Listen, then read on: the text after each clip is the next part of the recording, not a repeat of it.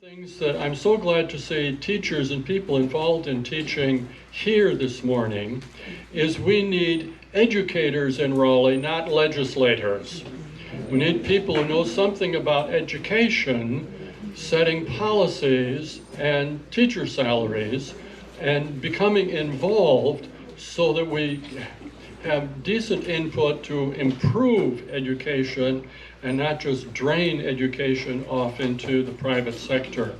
Now, somebody that we have here in our midst knows something about being committed to teaching. She's been a social worker, she's a counselor in high school now, and she is somebody who knows what it means to say, I'm going to get involved and run for office. She ran against Carl Ford. Give her a hand. Come on up here, Tangela. And Tangela's going to introduce our speaker. She's also part of RCAE, et cetera, et cetera. So take it away. Good morning. Good morning. It's my pleasure to introduce today's speaker, but before I do, I would like to recognize two ladies in the building who also work with me tirelessly through the Rowan Salisbury Association of Educators. Ms. Rena Evans-Taylor, who has been our president, and Ms. Karen Puckett, who has been our vice president. So this morning, I have the pleasure of introducing our speaker, Mr. Justin Parmenter. Justin is a 28-year veteran teacher who began his career as a Peace Corps volunteer in Albania and has been teaching middle school English in Charlotte, North Carolina since 2002. He was a finalist for Charlotte Mecklenburg Schools Teacher of the Year in 2016. Justin recently completed a term on the board of directors for the North Carolina Association of Educators. He speaks and writes frequently on public education policy issues and has been published in the Washington Post, USA Today, and various other national and state publications. His website is notesfromthechalkboard.com. Chalkboard's thing of the past, but I like it. And you can find him on Twitter at Justin Parmenter. And I would like to say during my campaign to stay abreast on policy that was impacting public education, Justin's site was one of the first ones I went to. In all of the meetings that I've attended with RSAE and the North Carolina Association of Educators, he's always been there providing us with information, current information, relevant information, and encouraging us never to give up the fight. So please join me in welcoming Justin Parmenter.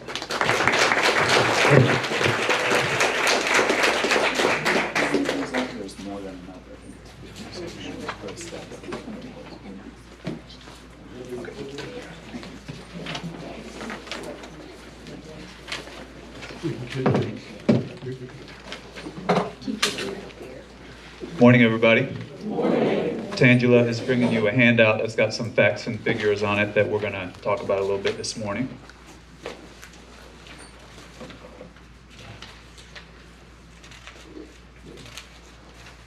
So while she's doing that, I'll just say thank you so much for giving me some time to talk about my favorite topic this morning. I'm really glad to see we have a lot of educators and former educators, retired educators in the room. I believe, and I would imagine a lot of you believe, that public schools are the heart of our communities.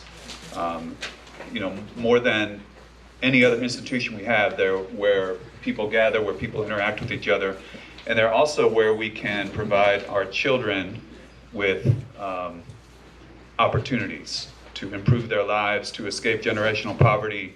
And I also want to add that our school's ability to do those things that are so important are directly dependent upon the policy decisions of the people who are in charge.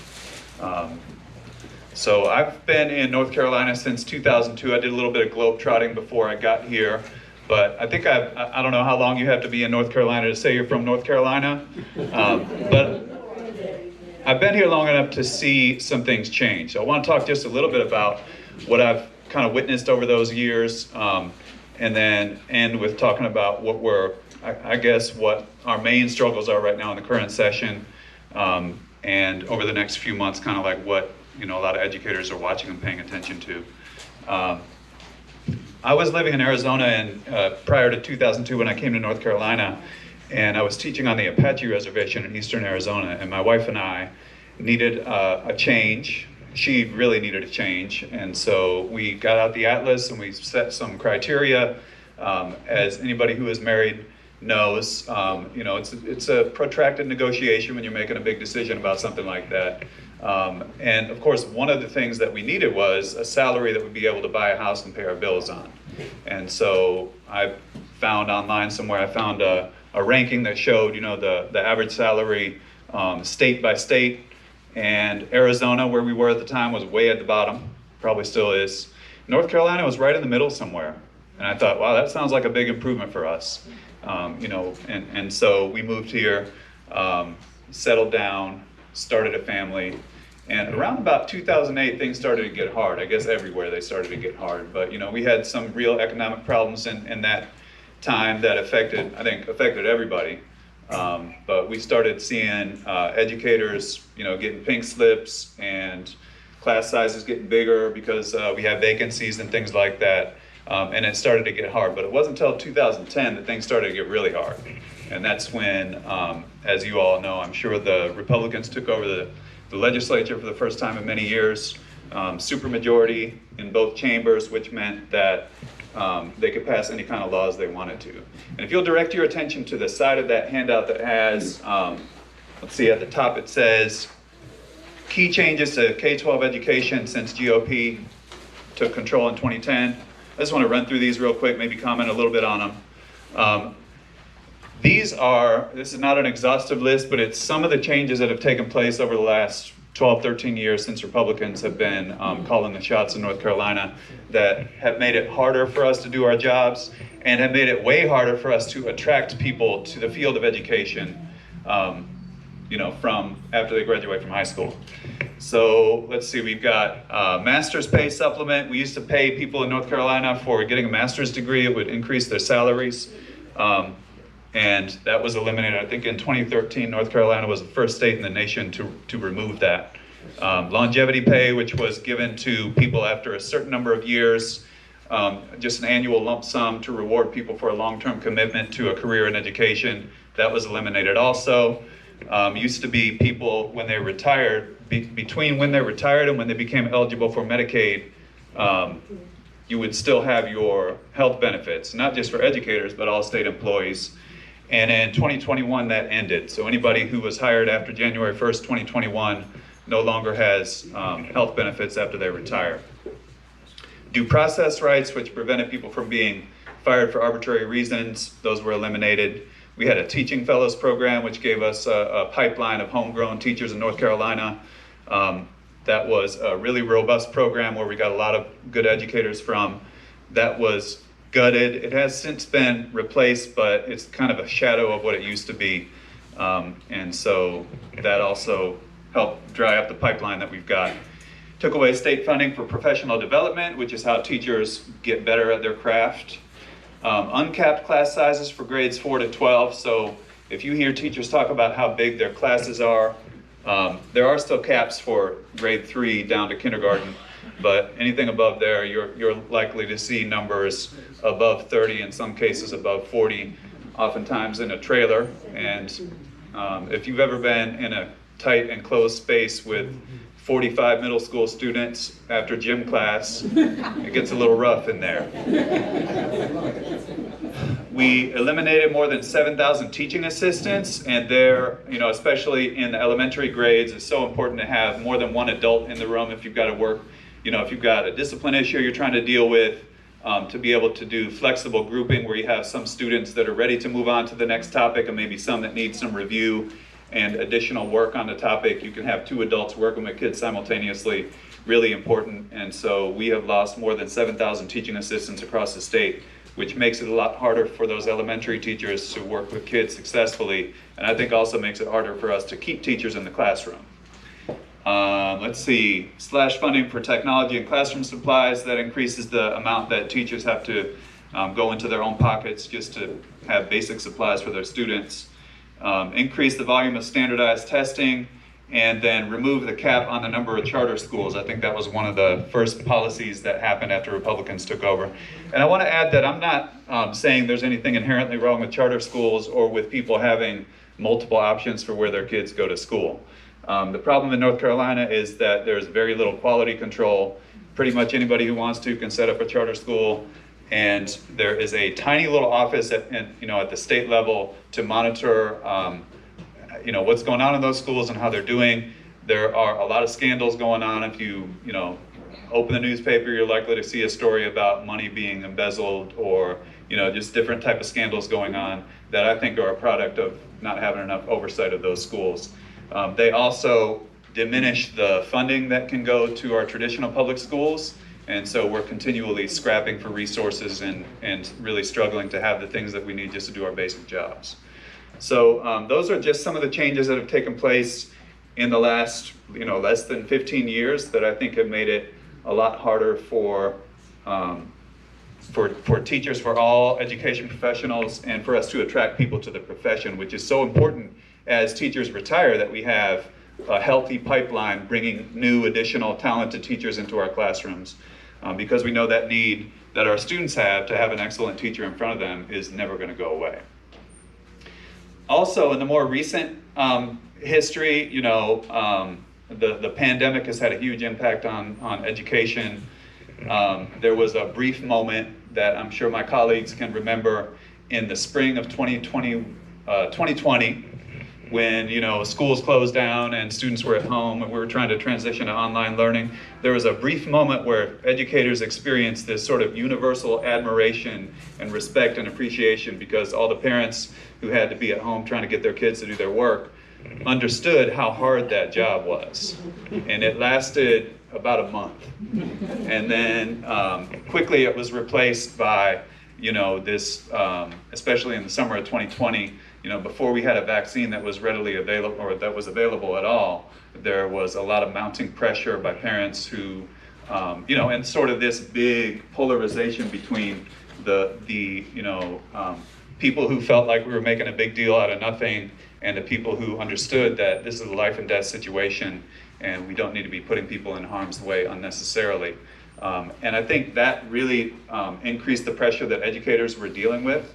We had Moms for Liberty and similar groups crop up, really, I think, initially focusing a lot of their energy on trying to push for school buildings to reopen. And then once they did, once we had the vaccine and students went back to in-person learning, they kind of switched their focus to critical race theory, sort of creating this moral outrage, the culture wars, all these distractions from the work that educators signed up for when they agreed to become teachers and go into education.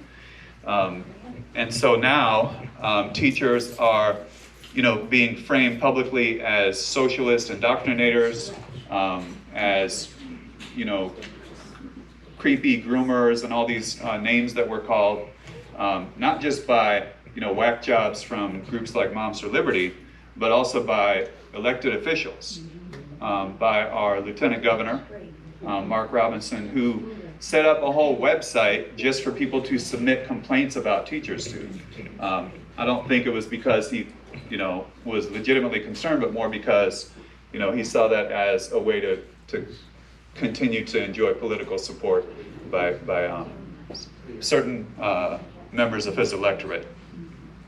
So the impact of all that stuff, what we looked at on your handout and the sort of post-COVID pressures that we felt, is that we are seeing a tremendous decline, unsurprisingly, in the number of people who are interested in becoming teachers. Enrollment at our colleges of education was already down in the area of, I think, 30% since Republicans took over. And the impact from 2021 to 2022, it increased a lot as well, against that backdrop of COVID and critical race theory and all that kind of stuff. And so we have a lot of our schools, for sure in Charlotte, where I'm from, I'm guessing here in Rowan County also, that are operating with vacancies, meaning there is not a licensed teacher in that classroom. We've got a lot of substitute teachers. Very important work. I know we have some subs here with us today. We love you. Please keep coming to our schools to substitute because we could not do it without you. But you know, the subs that come, as vital as they are, they don't have the training that a licensed teacher has, and so in some cases, you know, the learning that students are getting in the classroom is not what it could be in those situations. And so against that sort of landscape, you would think that our legislators would see the need for a massive investment in public education, for doing something to shift the tide, you know, to try to get us back to how things used to be in North Carolina back in the 90s, you know, in the era of Governor Hunt, when our goal was to reach the national average in teacher pay, which would be great, and that's not a goal that we have, unfortunately, right now. You would think that our legislature would see the need for that massive investment. Instead, what we've got, I know there's a lot of numbers on it, but on the table that has the salaries listed, there's a lot of information there, but I just want to call your attention. You've got a column on the left side is the current pay scale for the school year that just ended. Then you've got Governor Cooper's recommendation. You have the House budget. And then all the way on the right side, you've got the Senate. And you know, none of this stuff really means anything right now because they're negotiating in the dark about the budget right now. We're hopefully going to see something before the end of this month. But I just want to point out that the Senate's recommendation is a little bit heavier on the early side, which is great. We need to raise beginning teacher pay. But if you look down in the veteran area after year 14, 15, 16, all the way down to 25, you'll see that there is very little going on there. And I want to say that if you compare last year's salary with what the Senate is recommending, they're proposing raises for veteran teachers of about $20 a month. A month.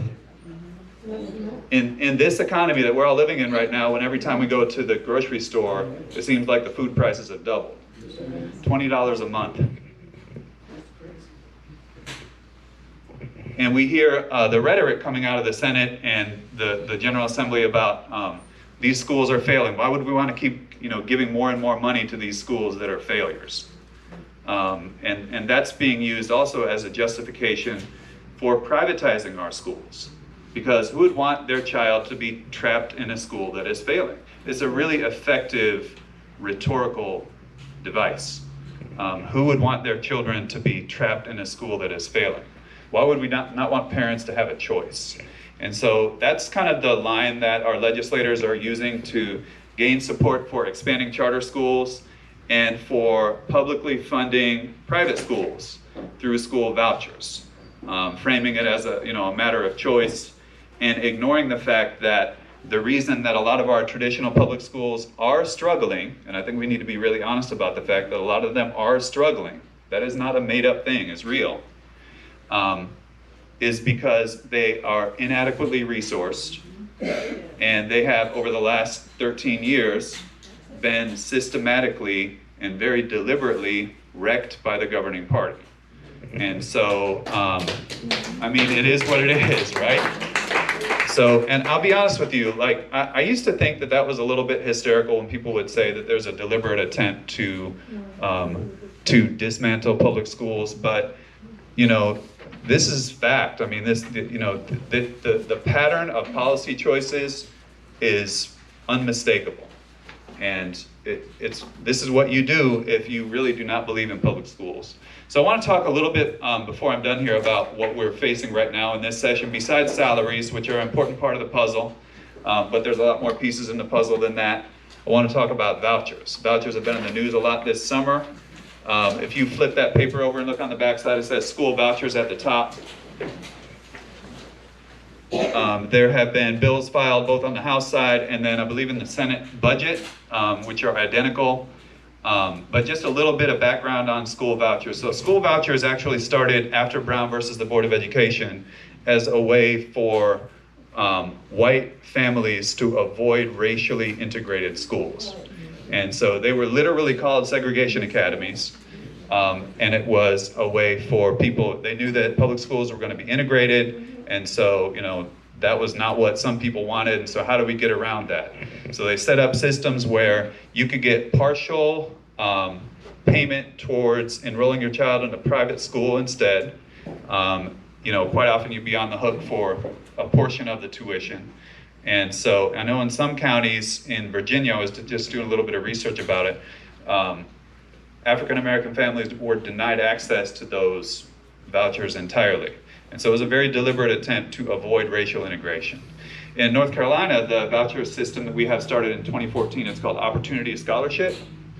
And in that first year, it was funded $4.6 million statewide, so not a lot of money when you think about the overall state budget. And it was only available to families that qualified for free and reduced lunches, which is our general sort of measure of poverty that we use in schools. So initially it was being cast as a way to help, the families that needed the most help to have options. If their students were at a school that was really struggling, they would have, another alternative. Now the proposed legislation that we have on both the House and the Senate sides for this year, it would eliminate the income eligibility requirement, which means that no longer is it about trying to lift up families who are struggling the most financially. It's open to anybody who wants to apply for one. And so what we are hearing, and this has been acknowledged by our state superintendent, who is super conservative, and so I was a little surprised that she said this, but what we're hearing is that they expect most vouchers to go to families whose children are already enrolled in private schools. And so, in other words, this is going to be a way for us, taxpayers, to subsidize the tuition of wealthy families whose children, again, are already attending private school. Not even close to the original spirit of the voucher sort of philosophy. It would also increase funding drastically. They want to triple funding that's going into this program. And then it would, I think I've got the date wrong on there. It says 2023. It's actually, I think, about 8 or 9 years down the road is when it would sort of, get to its highest level. More than $500 million a year would be going into vouchers. And compare that with the initial $4.6 million, you can see what a huge increase it is.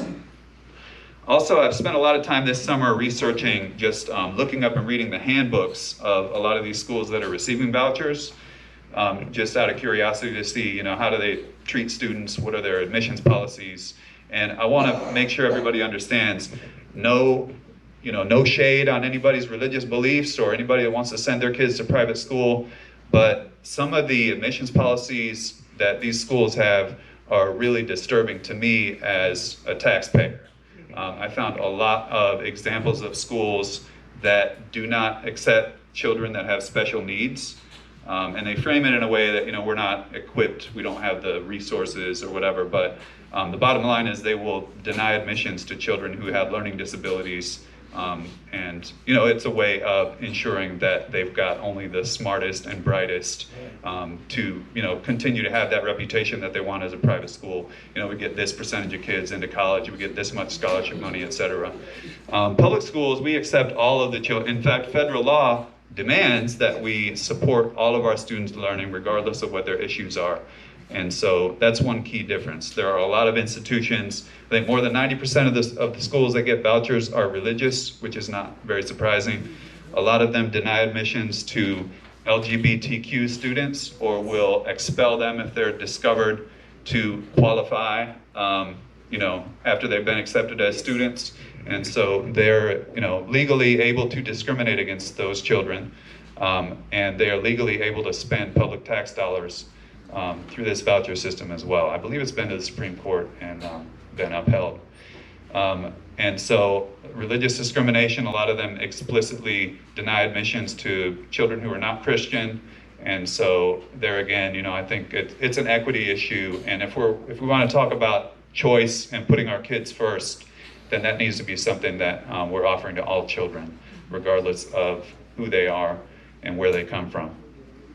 Last thing I wanted to mention about vouchers here is that if you look down at the chart I've got for you there, that's from a Duke University study that came out in 2020. They spent 5 or 6 years looking at vouchers in our state, comparing with other states in the country. And if you look all the way on the right side, you'll see North Carolina, no checks in the box. And these are, just the basic requirements that those voucher programs have in the various states. And you'll see that in North Carolina, there is no requirement for any teachers at those schools to have a certificate.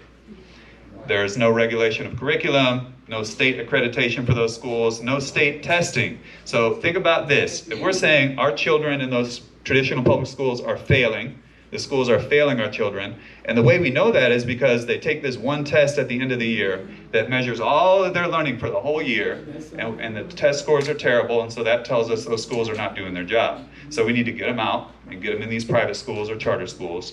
But there is no test that they're required to take in the private school.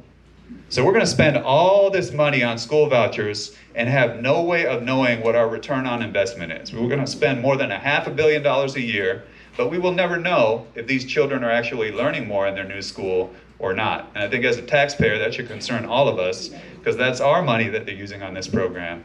And personally, I think there should be a little bit more accountability and oversight over how our money is being used. There has also been here lately in the news, there's been some talk about fraud. A colleague of mine in Raleigh just basically compared the numbers to see how many vouchers are being given out versus how many children are enrolled at those schools, and found multiple cases where the schools were claiming more vouchers than they even had students. And nobody thought, I don't know if nobody thought to compare those numbers before right now, but millions and millions of dollars, and that should be a concern, I think, to us as taxpayers too. And I find it a little bit ironic that the party of fiscal responsibility is allowing all of that to occur under their watch. So that's pretty much what's going on with vouchers.